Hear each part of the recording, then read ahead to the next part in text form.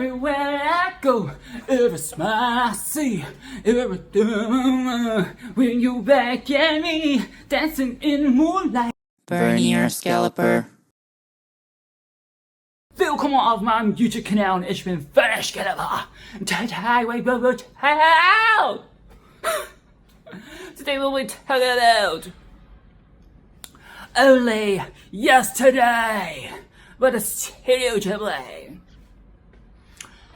And guess what? It is not a fantasy film. It is not a fantasy film. It's not a fantastical film. It is none of that. It is a drama film.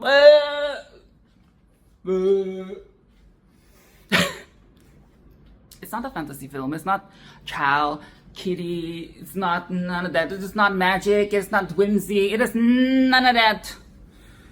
It is a drama film. I would be lying. I would be lying if I were to say that I was excited to rewatch this one.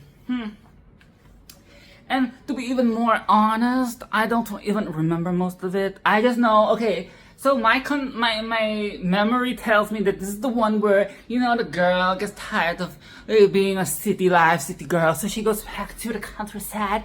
She goes to the countryside and she stays there for a while and she, you know, reminisces and like thinks about her life, rethinks everything, and okay, maybe I want to stay here, maybe not. You know, like that was what I was thinking, and there was a little bit of romance. But it is way more than that, okay? It is way more than the sum of my memories. I clearly was not in the right state of mind when I watched this back in the day. Okay, like 2 years ago when I watched this. I just wanted to move on, like, let's be fucking for real, okay? I wanted to move on. I wanted to watch everything else in the Ghibli catalog. I was not exactly that excited about, you know, it's not just this one, okay? There's the Whisper of the Heart, Out of Above the Hill. Okay, there are a few, what do you call it? Drama films, coming of age. I mean, there is a lot of coming of age, just mentioned in the previous video. But, you know, it's a lot of non-whimsy type films, okay? And I am not saying that there can't be whimsy in everyday life, okay? I'm not saying that there can't be whimsy in reality, because it's a bit ironic, right? We're watching a Studio Ghibli film in our reality. That's whimsy. So what the fuck am I even saying, right? But I was really not excited for this one. But boy, was I proven wrong, okay? Boy, was I proven wrong when I started watching it. And the subtext with my new like life experiences and emotional growth and whatnot, which I'm not gonna get into because it's a little too much. This is not a therapy session, okay? This is not a therapy session, but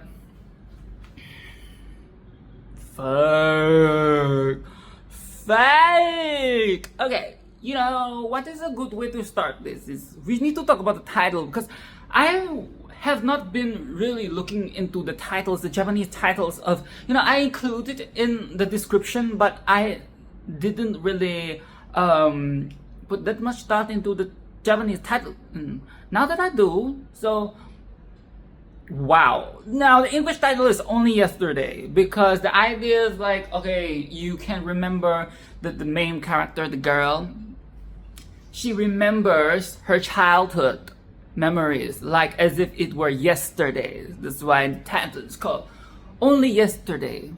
It's about the reminiscing, it's about reliving, but the Japanese title is translated into memories come tumbling down, okay? Memories trickling down.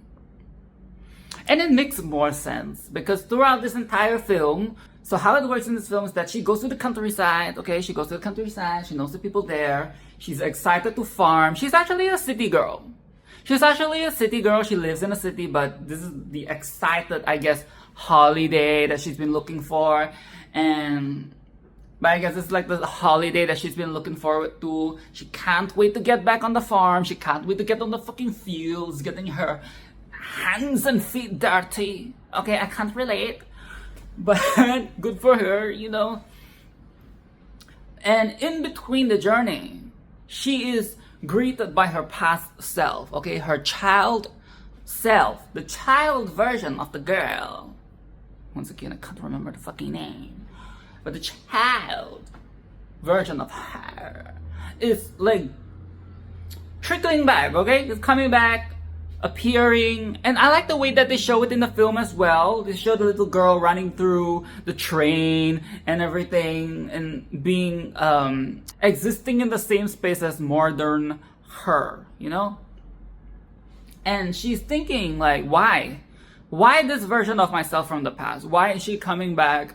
Why is she the one that I'm talking to right now? What is the meaning, you know? What is the meaning of all of this? What is the meaning of life? What is the meaning of me being so excited to go back to the farm? What is the meaning? It's a lot of reflection, okay? It's a lot of reflection, and the film invites us to reflect as well. Okay? That is a general vibe of the film. And throughout, it is not just this apparition or this idea of the girl being still with her modern self, you know? But we get flashbacks. There's a lot of flashbacks, okay? It's very back and forth. So you have the normal day, and then you have the flashback to a relevant moment in the past, and why it informs the way she thinks, or why it's relevant to the moment that we're seeing, and or rather what the moment in the present day is reminding her of. Okay, like why is it bringing the flashback? Okay, what is bringing the flashback? Why is bringing the flashback? So it is a very nice format. And I like how when they show the flashback scenes, it has this like dreamy framing to it. Like the edges are blurred, and there's this dreamier color to the color grading, the color usage is usage. The color usage is a lot dreamier, is a lot more like a bit sepia, I guess you could say sepia, like yellowish, off-white kind of thing. There's a lot of use of negative space, okay? There is one scene where she has her first love and she was alone with the boy in the neighborhood, and there was a lot of off-white in the shot. And the only thing that was warm and striking was the setting sun that was like dark orange, and her dress that was, or her skirt, whatever you would like to call it, you know, yeah. Her outfit was bright red, it was like very bold. And it was just so beautiful and striking, and like the dreamlike quality, okay, that comes with the flashbacks is very nice. Even though the content isn't exactly the nicest thing, but we will get together. We will. And also, this film was very commercially successful. It is very amusing because I would expect that by this point of time, people would have a image of Studio Ghibli. Okay, like the kids, you know, they want their fantasy films and whatnot. I don't know. Like, I don't know what was the perception, really. I mean, I did not live through, I'm not Japanese, I did not live in Japan at the time of the release. So I don't know what was the general consensus of the Studio Ghibli at the time of this film. But it was very well received, and a lot of people went out to watch the film. And I think it's a good thing, because it is a very good film. So that was this one interesting thing to note, okay? Now already at the start, we get this idea of the child escapism, okay? Childhood wonder child escapism. But it is a little bit different from the whimsy and the fantasy perspectives that we get previously, you know? I would say that it is a bit more akin to The Grave of the Fireflies, and not really in the violent and war nature of that film, but in a more she knows that there is a big world out there. She knows that there is a big world, there is a lot to explore, and it's relatable because she is a tiny child. She's a tiny child, you know, and she wants to explore, she wants to try new things, like that one scene where she was pestering to go out and they brought her, and She wants to go overseas. She wants to go on a holiday, but the parents are like, yeah. So the best that she could get is that they bring her to the spa. Okay, she goes to the spa with grandma and sisters, but she doesn't like the sisters because the sisters are not very likable, so understandable.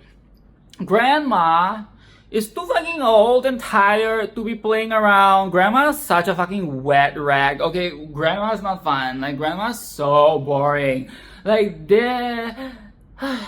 there are grandparents in films that are cute and fun and whimsy and like even like pranksters, jokers, and sprightly. But this grandma is just boring. She's just boring. Like, she's just tired, lying down, trying to get the massage or whatever the fuck that she was doing. So our main girl, okay, she has to entertain herself, and she goes to all the different spas till she fucking faints. She passes out. I don't know how that works. Is it because it's like too hot and warm and stuffy, and she overestimated how much her body could take? And they had to go home afterwards. No more holiday. Oh god. But yeah, it's she wants to go out. She wants to do fun things like any kid wants to do. You know, it's very relatable. It's very relatable. And so already we have this idea of wanting to break, okay? Wanting to break free.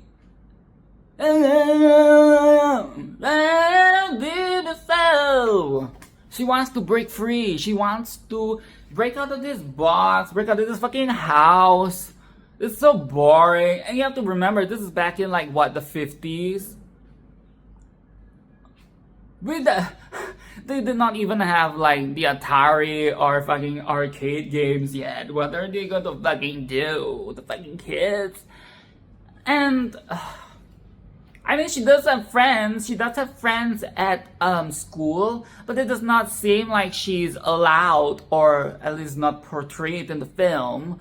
She's not allowed to go to the friend's house or go out. She's just cooped up at home, laying on the tatami mat, like turns on the TV, reads her Margaret shoujo manga. Like, what is she to do? What is the fucking child to do? And the parent, this fucking family sucks. This is the thing that I think, like, throughout the whole film. The family fucking sucks. The sisters are trash. So fucking mean. For what? Like, I get it. Okay, siblings are kind of shitty. You know, a lot of times siblings can be kind of shitty. And it's just like, bruh, it is so hard to watch. And again, grandma's boring. Okay, grandma's fucking boring. She's stuck up. She's smug. She's a... You know, I always do this. She is the epitome of that.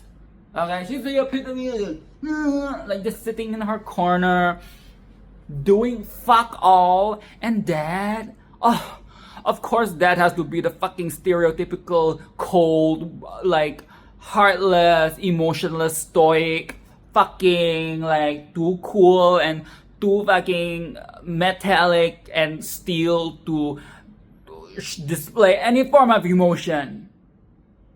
You have a family of women, bruh. You have a fucking family of women, and you're here being like,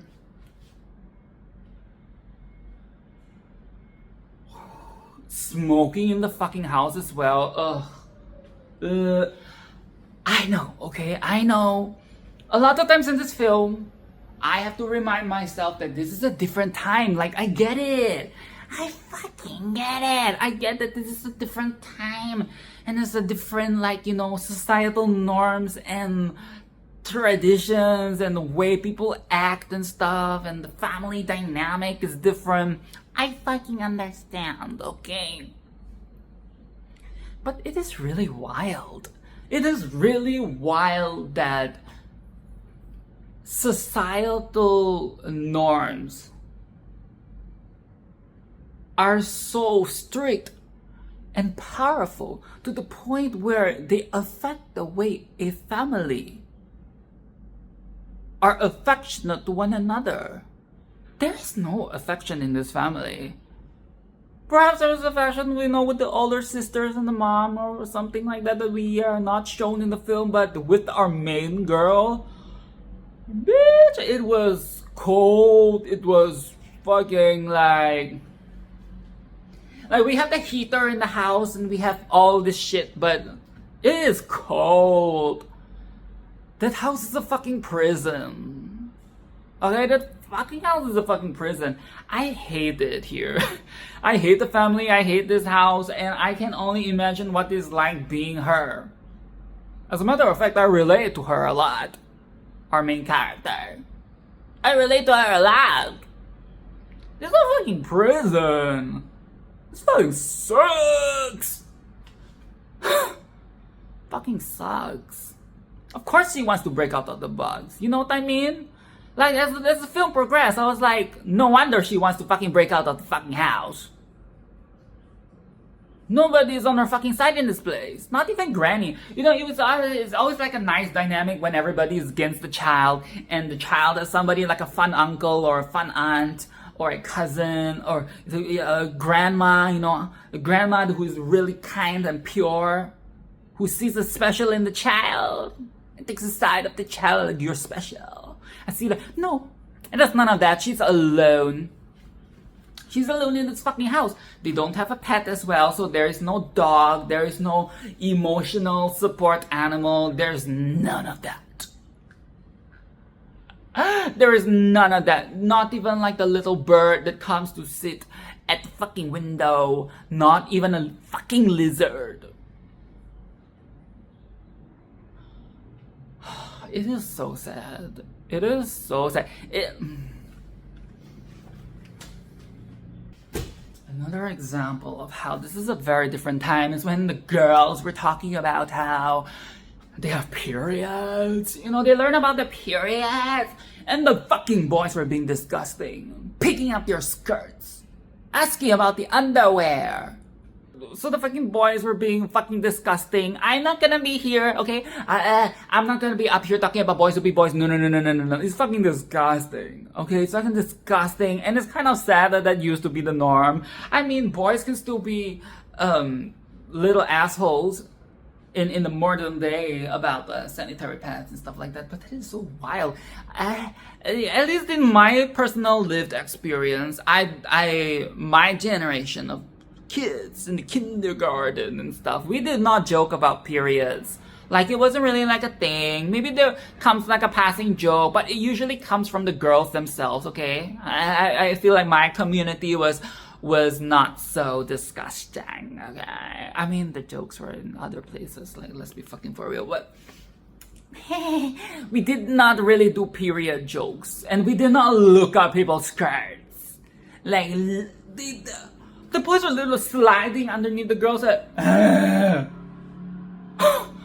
oh my fucking god, what in the fuck? And wasn't like the 60s, the generation, okay, so this is like the 50s, right? And the 60s were like the hippie generation, who turned out to be really bad when they became old. Okay, so that was disturbing, but again, trying to be empathetic, trying to not be such a fucking woke. Some people will probably be like, this is so woke. You have to look at it in the lens of the 50s. Yes, I am looking at the lens of the 50s. And it is still fucked up. Okay. They did not know better, but does that change the fact that it was fucked up? No.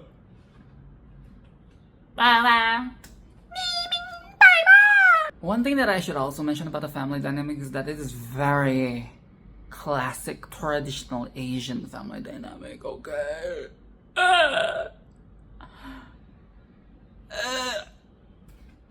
And it does not help that it is also the toxic masculinity, toxic male thing where, you know, don't anger dad, don't make dad angry, you know, or we're going to have to sit through an awkward dinner table situational, which we did a couple of times. And it's not even like just the presence of the dad is so insufferable. Just the presence of him being there in a scene, it just makes everything so like, he's just such a buzzkill. He's such a fucking buzzkill. Like, okay, I get it. Maybe you have some trauma. Okay, you have some societal trauma, family trauma, something I don't know. Your parents got killed and now you're like jaded and you're just a fucking like... And the thing is that they're rich, right? This is a rich family. The house that they're living in is very nice. And the way that that's dressed and the way that that can buy like the clothes. This is a very well-to-do family. So I guess that is also an important aspect to note, because this family can have all these things. Okay, this family can have all these things. They can have the TV, they can have the nice clothes, the purse, they can have food to eat, the rice and the bowls. Okay, they can take care of grandma. Grandma doesn't have to die. You can have all these things, but if the child is not happy, what does it even fucking mean? What does it even fucking matter?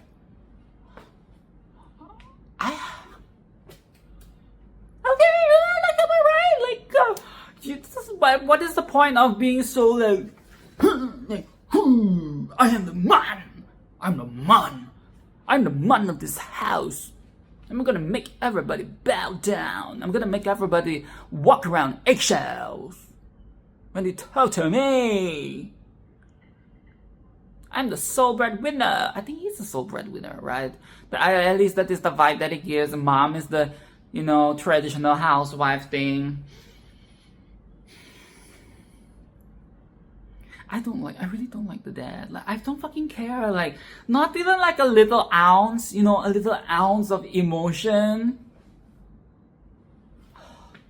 Now, we talked a lot about the childhood part of this story, of this film.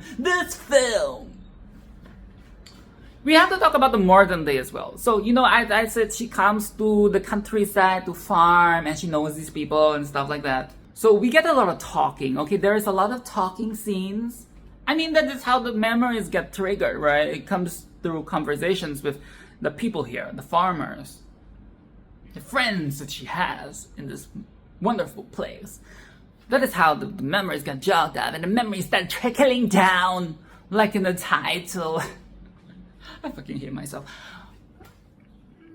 I like that the talking is very candid, it's very casual. There's a lot of information. There's a lot of information about organic farming, about farm life in comparison to the city life, about the different lives of the characters and life here, you know. But it never feels preachy. Especially when we're talking about the environment, it's never preachy. You know, talking about how we revere nature, again, you know, the reverence of nature. How like men should help the nature and nature will give the men what the man needs and blah, blah, blah, yada, yada, yada. It is never preachy. It really sounds like, you know, it can get very sciencey, a little bit sciencey, but it is never preachy. It is never like a lot of expositionary dialogue. Is that what it's called? It's never that. It really genuinely feels like somebody is talking to you. You know, you're having a conversation with a friend, an acquaintance, a peer, whatever. You know, you're talking to somebody, a real person, just casually telling you about, oh yeah, so this is why we do this is why we think it's good, and this is why, you know, we love nature so much here, and this is why we want to change the way. And it feels very, very, very light-hearted. It never feels heavy. It never feels like we're getting bombarded with lots of lore or even emotional drivel. It is never that. Even when our main girl is telling about her life, it is in a very diary journal-like manner. And it is never overly sentimental as well. Because again, with the Asian films, like the friggin' sentimental, okay? But it is not that. It does not feel like sappy or mopey. And it's also really sad. And because, we had that one scene where she was talking about how her dad slapped her, that whole sequence where, she was kind of basically throwing a tantrum because she wants the purse, but then she doesn't want the purse, and then she actually really wants the purse, and then and then she goes out the house and says, I'm coming too! And she forgets to put on her shoes, and the dad is like, flips out. For whatever the fuck. And again, I'm trying to empathize because I get it. Maybe this is the norm. Maybe you're not supposed to, it is some traditional thing. You must not step out of the fucking house without the shoes. Okay, maybe it's a 天打雷劈 kind of thing, but even then, this is a overreaction from the dad. I think even the dad realizes that he went a bit far, It was a very intense moment. And according to the main girl, who knows? Maybe he really did slap her another time, but trauma, and how trauma works, the fucking brain shoves it away, so there might be more than once, but let's just believe her, okay? She tells us that, or rather she tells the girl that she's talking to, that is the one time and the only time that dad has slapped her. And it is so sad because you can tell that it is a traumatic moment. Oh my god, the way she cried. Again, this fucking experience of living in this family, there were so many scenes prior that she could very well much have cried. As a little girl as well, an emotional little girl, she could have very much cried in a lot of the earlier scenes, but this was the one where she really broke out in tears because the shock and the trauma and the hurt, your dad slapping you in the face in the front of everybody.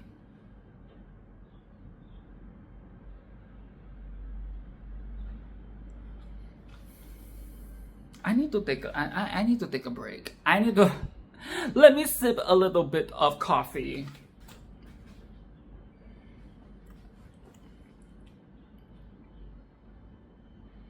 And it is how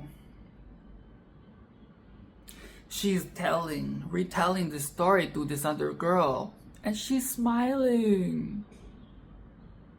She is smiling. She's trying to be like, oh, it's just a silly story. It's just like a silly thing that happened.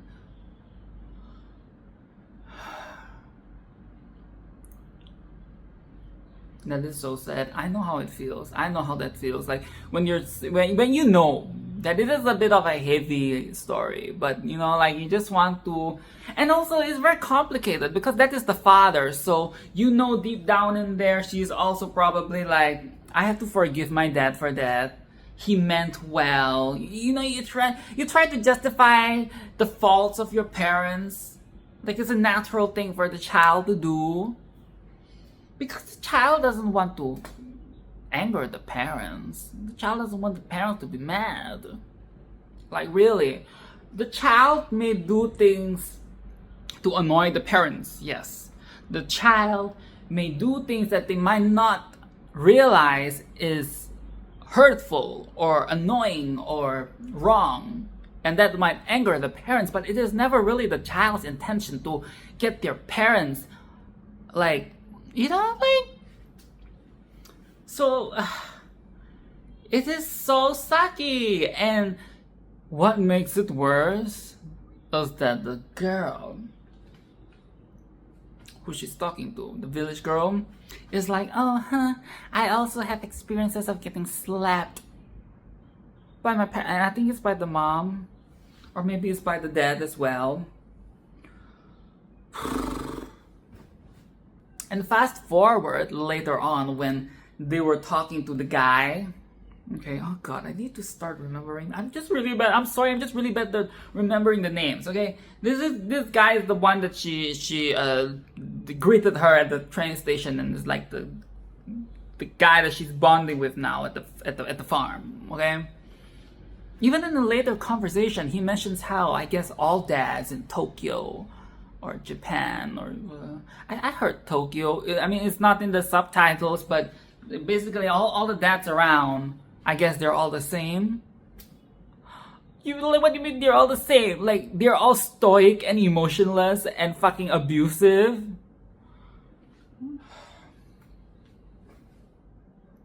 If the dad is able to slap her, what does that mean? He probably might have slapped the older sisters as well at some point. Maybe even slapped the wife. You never know. Not in the sexy way, of course. Fucking hell. I really hate it. This is what women have to go through.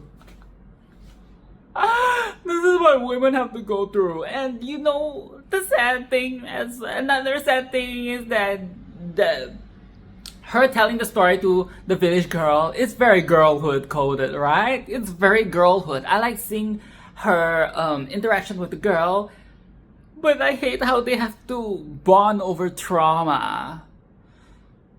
Like, why can't we just bond over the dyeing of the clothes, dyeing of the fabric with, you know, the flower? Why we have to bring in about the slapping? I was also starting to think at this point that this film really makes you question societal norms. You know, like even at the beginning when she's talking, more than her is talking on the phone to her sister. Is it her sister? Or the friend? Talking about how, like, oh, I'm not married yet and stuff like that.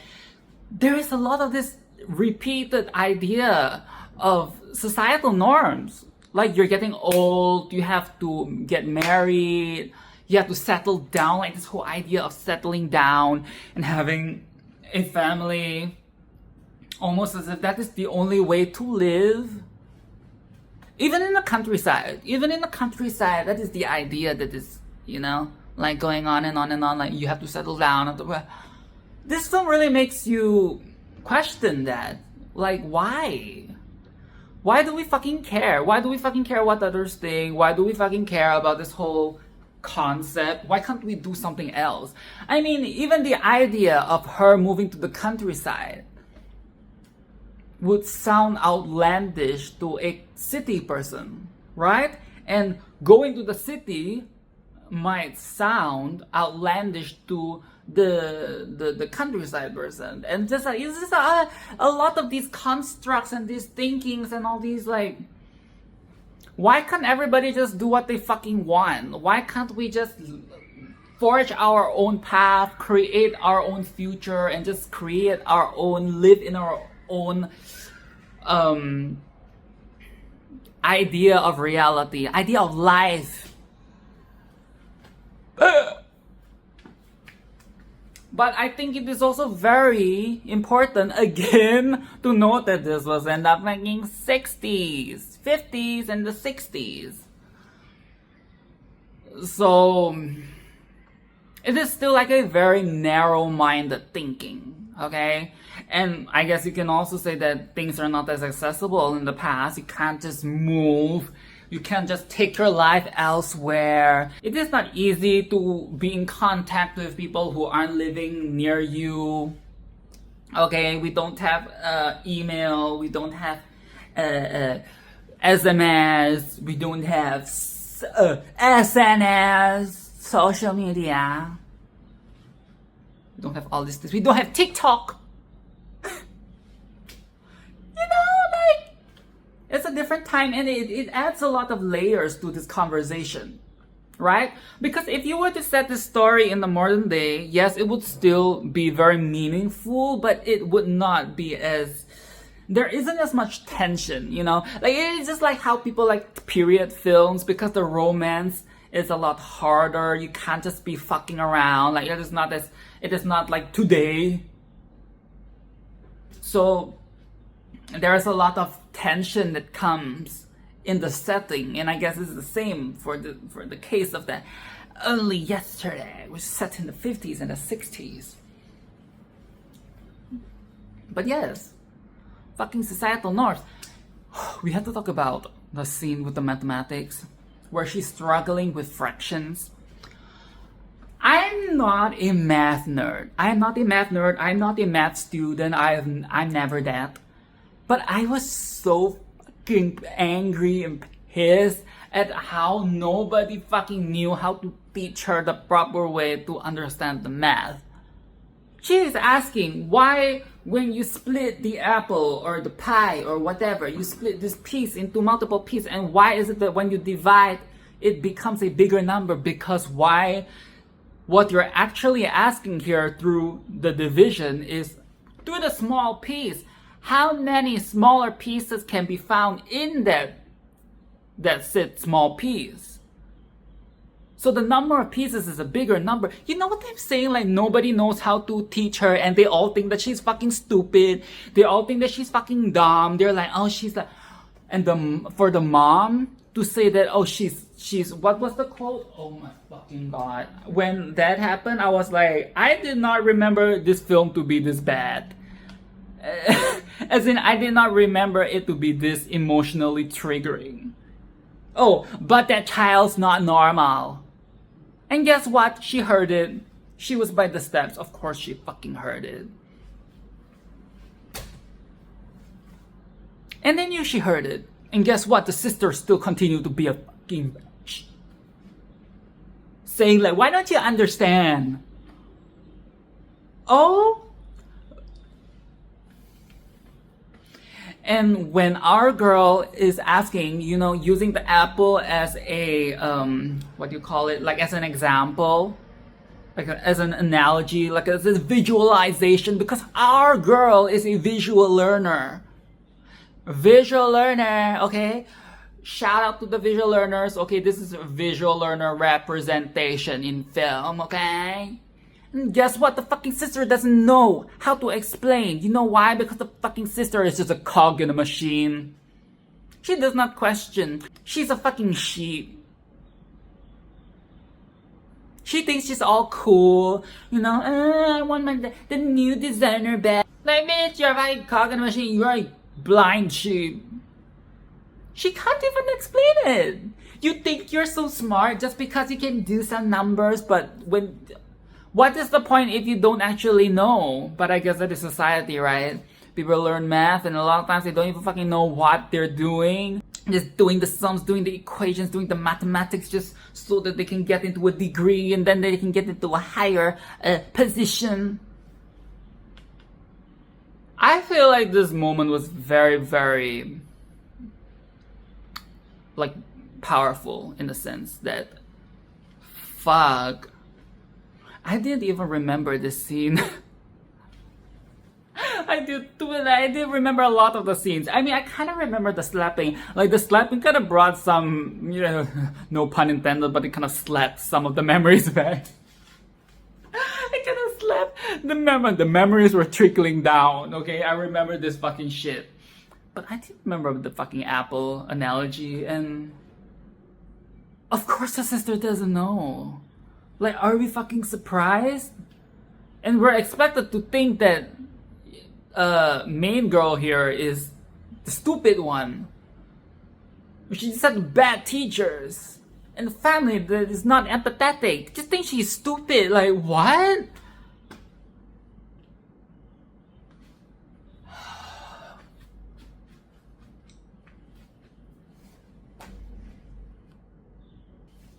And when it came to the acting part, the theater acting part, and the teachers like, just stick to the script.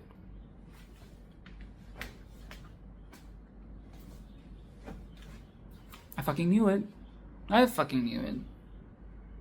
I feel like at this point of the film, and it comes so far, I think it's very obvious what this film is about, okay? Or, you know, the themes and the layers. It's about conforming. It's about conforming to fucking society. conformist culture. At the beginning, we already had all these little hints, but now it is very much overt. It is very much overt. Your parents think you're stupid because you can't do some fucking math equations. And now in school, you try to be creative, you try to be out of the box. And you're shamed for it.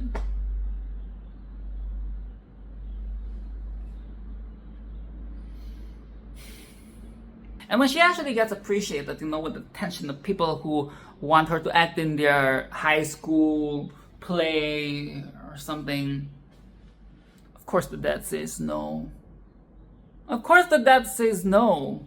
He has to be the buzzkill. He has to be the one that, ruins the fucking hopes and dreams.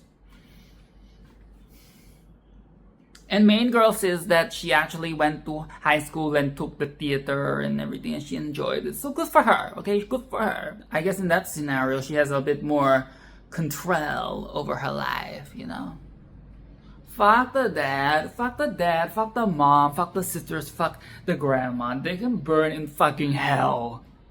They can burn in fucking hell. And if you look at it away, and also, the farmers, the countryside people, they're her chosen family. We're getting this theme again. Just like Kiki Delivery Service, we're talking about the chosen family because our own family is fucking shit. Our own fucking family is shit. We have to go out and look for another family, and this is where she thrives in. They fucking love her here. The affection that is so non-existent in her own home.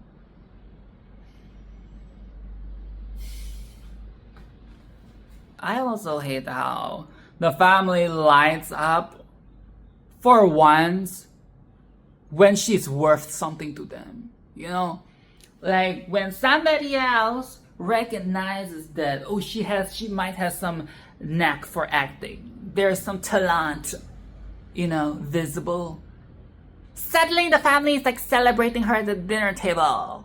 I mean, before the dad shuts it down, Wow, like suddenly we're also like up in arms and like, yay, she can become an actor. Now you're being nice. Now you're celebrating her existence. Before that, it's just, she's stupid because she can't do some fucking fractions.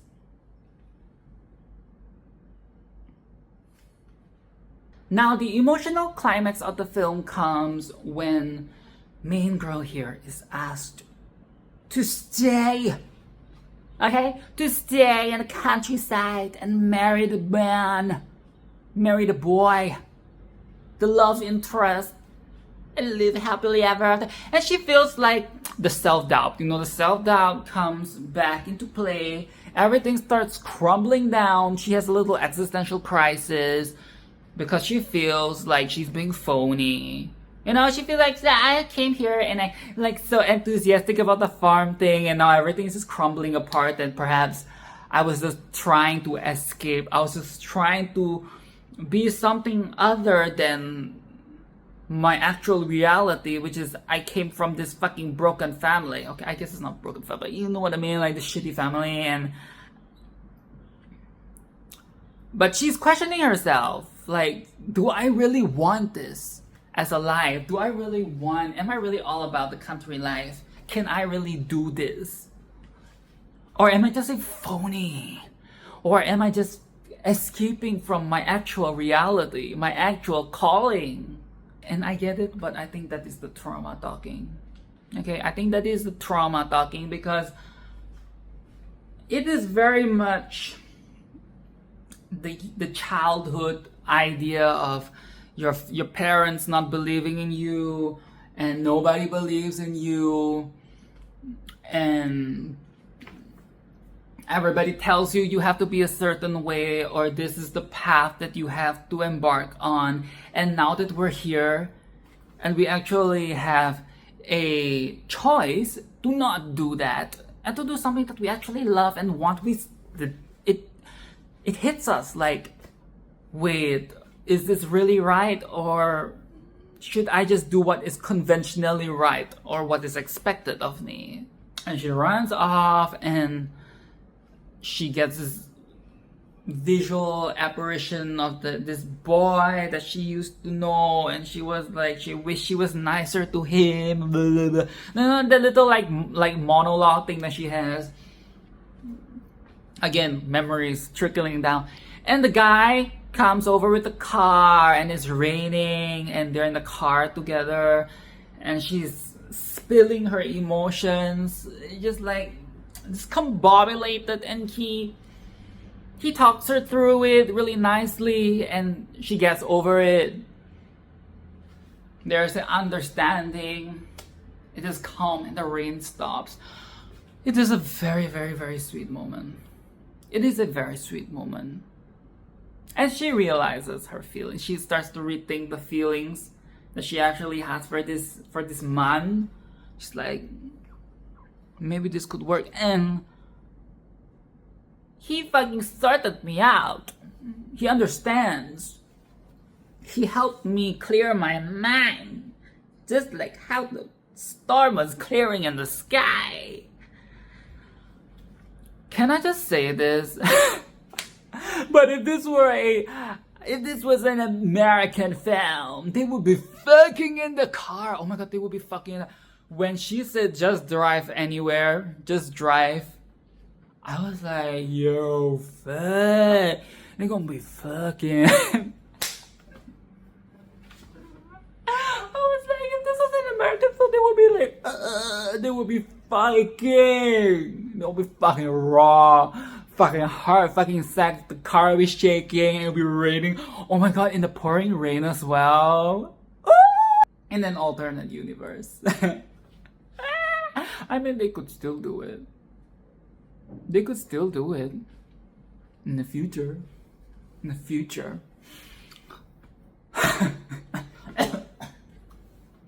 Raw, fucking dirty sex in a car, in the stormy rain. Emotional, full of angst and rage. So fucks the shit out.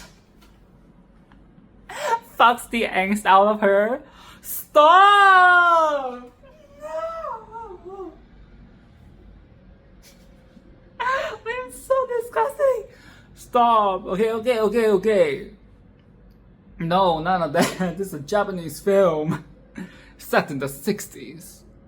None of that filthy shit.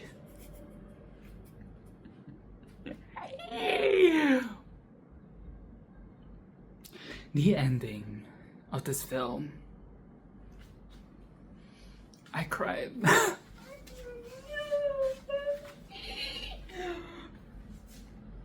I fucking cried.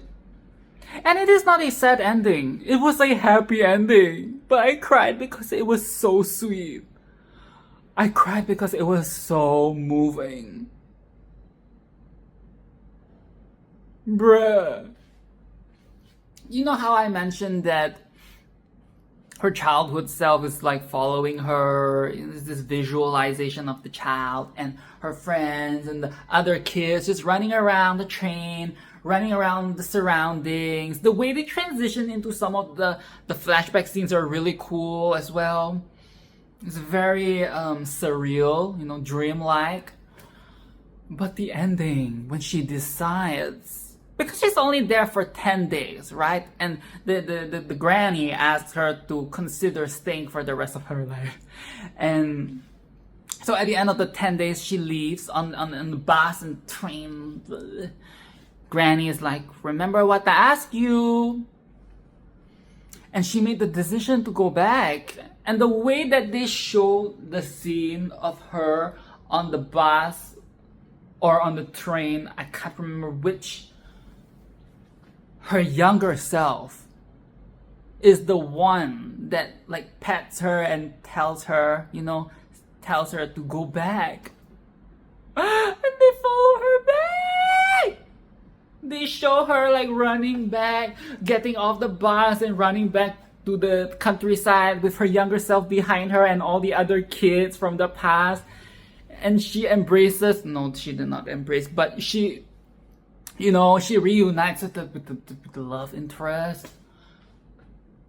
And they're all happy and cheering, and oh my god, that part was so... And that last shot of her younger self just there, and the credits rolling. Oh my fucking god. This film is about healing that child, that younger self. It really hit me because I can relate to a lot of this, okay? Especially in the past few years of trying to reconnect with my inner child and trying to unlearn a lot of things, a lot of traumatic stuff and whatnot. I really related with this story, and that final scene was just so poignant. It was so poignant, like she's making her younger self proud. She's showing her younger self that, look, I've got it. I'm going to get us where we need to be. Oh my god, I'm going to cry now. Stop! Oh my god! I highly recommend this film. It is not like a fantasy, whimsy type situation that we're, a lot of us, especially like the casual Ghibli fans, you know, more used to the tutorials and the house, moving castle, and lapka, and whatnot, the spirited away. This is a different experience, of course, but I really wasn't expecting to be so emotionally invested and emotionally triggered and emotionally affected by the end of it.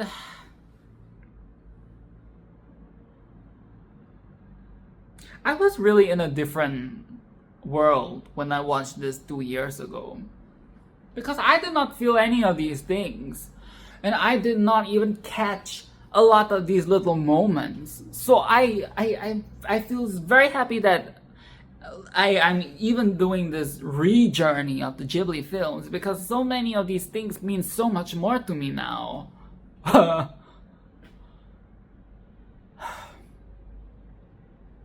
This is a very good film. Okay? Societal norms, younger self, healing, identity. There is a bit of love, but that is not important, okay? Who fucking cares if she really ends up marrying the guy and fucking in the car in a stormy night? Though that would be hot. I don't think, yeah. That is not important. What's important is all these other things, okay? And fuck the family. I really fucking hate that fucking family. I fucking hate them so freaking much. Chosen family, yes. That is another theme. Chosen family. And a little sprinkle of a reverence for nature. I fucking love this film. I wouldn't say that it is something that I might come back to often or what, because it is 2 hours. Okay, it is 2 hours. Yes, it is cozy, it is chill vibes, but it is very long. But I would highly recommend this, okay? I'm going to be recommending this to my friends. So this is really good. So if you made it this far, thank you for making it this far. Thank you for sticking around. And you know what would be nice? It would be nice if you like and subscribe and do all of that. What is the next one? What is the next one? Oh, is it Mononoke? Is it time for Mononoke? Or is it time for... It might be Porco Rosso. It might be Porco Rosso. It might be Owl's Moving Castle. One of those. I think it's a it has to be a fantasy film. I don't think the next one, which I think is Whisper of the Heart, I don't think it does not come directly after this one. 2 drama films together is crazy. No, I'm sorry. I really want to go back to the whimsy, okay? I want to go back to the whimsy. Okay, so like and subscribe and do all of that, and I will see you in the next video. Holla!